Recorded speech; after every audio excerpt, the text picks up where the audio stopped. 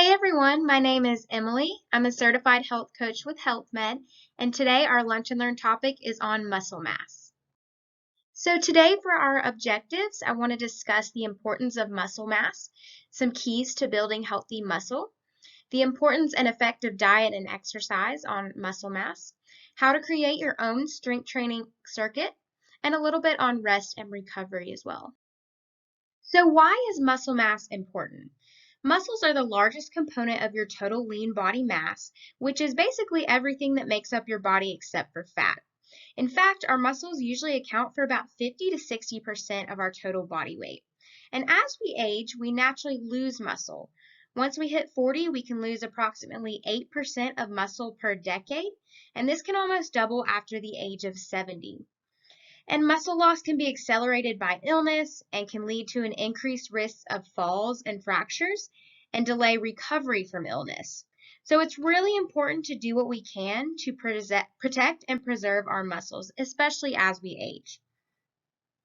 So some of the key benefits to healthy muscle include reduced risk of injury. Like I said, the more muscle we have, the more protected our bones are.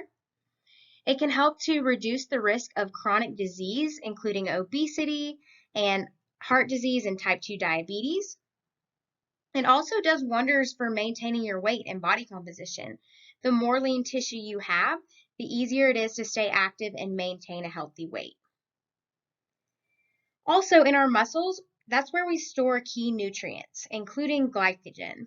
And having more muscles often means you can process more dietary carbs efficiently and utilize your calories better. So you can eat more calories and process your food more efficiently. So these are just a few of the key benefits to healthy muscle and a few of the reasons why we should be working to build our muscle, maintain our muscle, especially as we age. One thing that I think is important to note is that muscle quality matters. So just having more muscle does not always lead to health benefits. It is possible to have a large amount of muscle without having improved strength and body composition, such as in the case of obesity. So obese individuals are capable of having more muscle than others, but often suffer from poor muscle quality due to lack of exercise and lifestyle factors. So if you look at the picture to your right, you notice the larger person does have more muscle mass, but the reason for this is because they have to carry around that extra weight. So it's not necessarily a good thing in that case. So that's why it's key to focus on overall body composition, healthy lifestyle, strength training, and not just gaining muscle mass alone, but gaining it in a healthy way. So how can we build muscle? Muscle responds to calories, protein, exercise, and rest. And the balance of these key components can determine how efficiently you can gain muscle. So in short, to promote muscle growth, you need to eat more calories and protein, train your muscles, and allow time for recovery and rebuilding of tissue. This explanation is drastically simplified, and muscle growth does tend to be really complex. But the amount of muscle you can actually gain and how quickly is determined by many factors, including genetics, food choices, training level, and hormones, as well as starting body composition. So in the previous slide, we briefly discussed some factors that affect muscle growth. Some of those being things that we cannot control, like genetics, but others that we can control. So that's what I want to focus on right now. Things that we can control to help us build muscle. And the first one is diet. So when it comes to gaining weight, changing our weight at all, the amount of food you eat is the most important thing to consider. Eating more calories than you burn will lead to weight gain, but the type of weight you gain, either muscle or fat, can be heavily influenced by the quality of your calories. And the best foods for muscle growth are not drastically different from the foods that make up a generally healthy diet. Thus, any diet high in lean proteins, healthy fats, whole grains, and nutrient-dense fruits and vegetables is a great start. Another really important part of a diet is the amount of protein you're able to consume each day. Protein intake has a direct correlation on your body's ability to build muscle, since it's the most important nutrient involved in creating healthy muscle tissue in the body. And loading your muscles without refueling them, that's going to put stress on your body without visible results. So That's another reason it's really important to get that protein in to really help build those muscles, especially after a workout. And the recommended range of protein intake is between 0.8 grams per kilogram of body weight to 1.8 grams per kilogram of body weight. But it does depend on many factors. So I do recommend you can go to Google somewhere on the internet and calculate your protein needs for a more accurate number. Often you'll take a quiz that asks about your activity level, your age, your gender, your diet, things like that. And based on that, it can give you a pretty accurate number of how much protein to shoot for each day. So again, diet is a really important part of helping to maintain and build muscle mass. So now I want to touch on strength training. Why is strength training so important for building muscle? We've all heard this, right? Well, it may seem counterintuitive, but muscle tissue is actually built when our muscles are placed under intense strain through exercise. This strain causes microscopic tears in our muscle fibers, and when they get repaired, new fibers are added, which over time will end up increasing the size and density of the entire muscle. But building muscle doesn't require you to spend hours in the gym moving around heavy weights. You can receive health benefits of strength training from just a 15 to 20-minute session. The CDC suggests that adults engage in at least 2 strength training sessions per week, along with aerobic exercises that raises their heart rate. And as it turns out, just about any type of strength training can lead to muscle growth. Now, there are 3 main types that you want to consider. 1 is body weight, 2 is dumbbells, and 3 is barbells. And one of the most important things is to find a form of training that you enjoy. Many people associate the idea of resistance exercise with heavy barbells and dumbbells, and while these tools are valuable, they're certainly not the only way to promote muscle growth in the body. So you can engage in basic body weight exercises like push-ups, pull-ups, squats, and other movements that require little equipment. The key is to just find a routine that you like and then stick to it consistently. So a couple tips here. You want to build a good foundation. If you're new to lifting or training, you probably don't want to go into the gym and just start throwing around the weights until you know what you're doing. Even many advanced lifters can benefit from going back to the basics every now and then. So you want to focus on the range of movement and flexibility, make sure you have the correct form and things like that. Another thing is to focus on the training volume rather than how heavy you're lifting. The longer and more often you can stress your muscles, the more effectively your training is. And the number of recommended reps depends on how the exercise is for you, how hard it is. So you just want to start by doing as many reps as you can with good form. That's an important part. Another tip is to increase the load progressively. This is a must for all fitness levels if you want to stimulate muscle growth. As you get stronger, you can choose harder exercise variations or do more reps. And just as a good rule of thumb, if you can easily do more than 12 reps, it might be a good time to consider a harder exercise or variation or including more reps.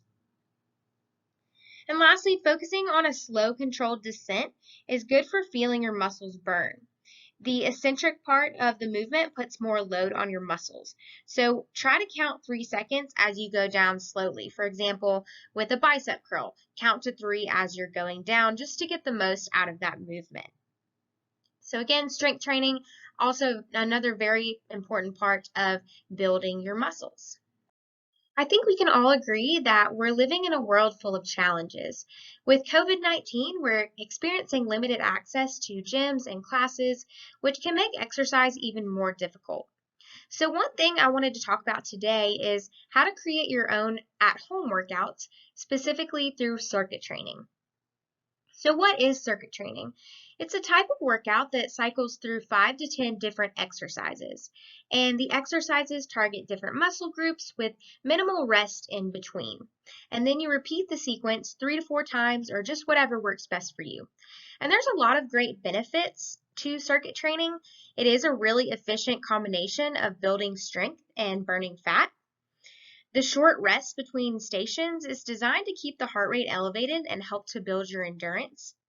It's really good for all fitness levels because exercisers can go at their own pace. It emphasizes functional strength, which trains your muscles to work together and includes common movements for daily life. And of course, it can be done in a short amount of time, which appeals to a lot of people because we're in a society where we don't have a ton of extra time. So that can be really great, and it's something that can be done at home. So now I want to go over how you can create your own circuit workout at home. Every circuit training sequence is different, but all of them have a few things in common. Number one, they include various exercises that hit the upper and lower body. They include very little to no rest in between each exercise, and then usually about a minute of rest in between each circuit. And then number three, they include repetition. A good circuit routine should have you run through the circuit a few times.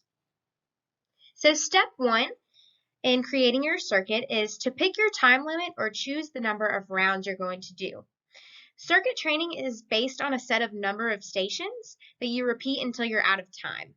Ideally, the workouts are around 10 to 45 minutes. So know how much time you have to work out because it will help you determine how many circuits you'll need to do and how hard you'll need to work. For example, if you know you will only have 10 minutes to work out, you can set up 4 stations, do 30 seconds at each station, very minimal rest in between, and then repeat the circuit 4 times. Step 2 is to pick an upper body exercise.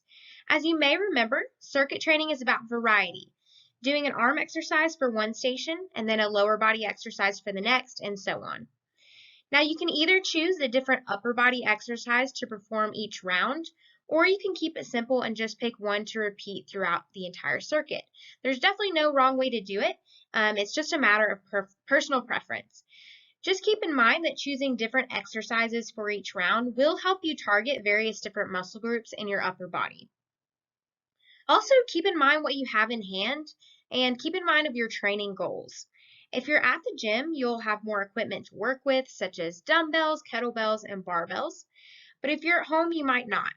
So pick an upper body exercise that you're capable of performing and ones that are going to be the most effective at targeting the muscle groups you want to tone. Now, there are plenty of examples of upper body exercises you can do that don't require any equipment, and I'll include some of those in the next slide. Step 3 is to pick a lower body exercise. This is going to be the same as picking your upper body exercise. You can change up the exercise each time through the circuit or just keep it the same. So pick an exercise based on the equipment you have and again, the muscles you want to tone. Step 4 is to pick a compound exercise. Compound exercises are movements that require several muscle groups and joints to work at the same time. They're usually total body movements that really get your heart rate up, which is needed to burn fat. A few examples of compound exercises are mountain climbers, burpees, and jumping lunges. Step 5 is to choose a sprint for 1 minute.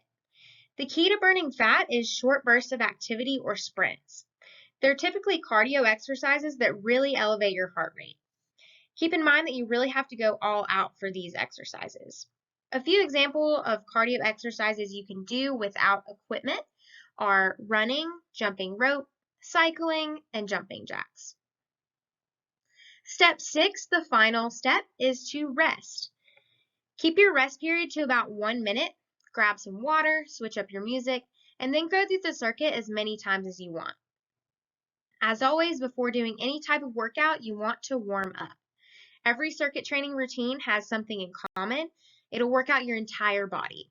So warm up by doing some body weight movements like jumping jacks, leg swings, body weight squats, push-ups, etc. So here I just wanted to include some exercises that you can choose from to build your own circuit. I included some upper body, lower body, compound exercises, and cardio exercises, and then I also listed what muscle the exercise works. So you can really create something that aligns with your goals. Of course, you're not limited to these. There's tons of exercises out there that you can also include and really just build something that's your own. So I wanted to give you an example of a circuit workout. So here we're starting with the shoulder press for 30 seconds, and that's working your upper body. And then we're going into this forward stepping lunges, which is a lower body exercise, to bent over row, which really works out your back. Burpees, that's a compound exercise, full body. And then your jumping jacks, which is your cardio exercise. So as you can see, you're really hitting a full body workout here in a very short amount of time. And once you complete the circuit, you'll rest for about 30 to 60 seconds before you repeat. And then after you're finished with the circuits, you can do a little cool down, either a 5-minute walk or some static stretching to just allow your body to relax and cool down from the exercise. Lastly, I want to discuss rest and recovery. So fitness and diet aside, physical recovery is also a really key part of muscle growth, especially since most of the actual growth occurs during periods of rest. And muscle recovery involves the removal of lactic acid and hydrogen and rebalancing of intramuscular nutrients and electrolytes. So taking time to rest and restore is a crucial step in building muscle.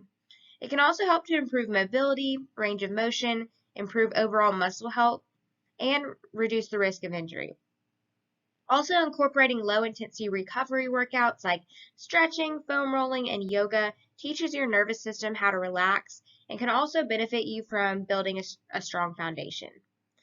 Any mobility training may also allow you to train harder by achieving a deeper range of motion and get more out of your exercise. So, although it's a step that we want to skip, it's really important to pay attention to rest and recovery so we can build adequate muscle mass. So the bottom line is that gaining muscle requires commitment to both strength training and following an appropriate diet. You don't have to spend hours in the gym to build healthy muscle mass. You can benefit from just a couple of short sessions each week, but you do need to focus on some sort of strength or resistance training in order to build muscle. You should find a form of exercise that you enjoy. This way you're more likely to stick to it, and it just makes things a lot more fun. And just keep in mind that a large increase in muscle mass will take time.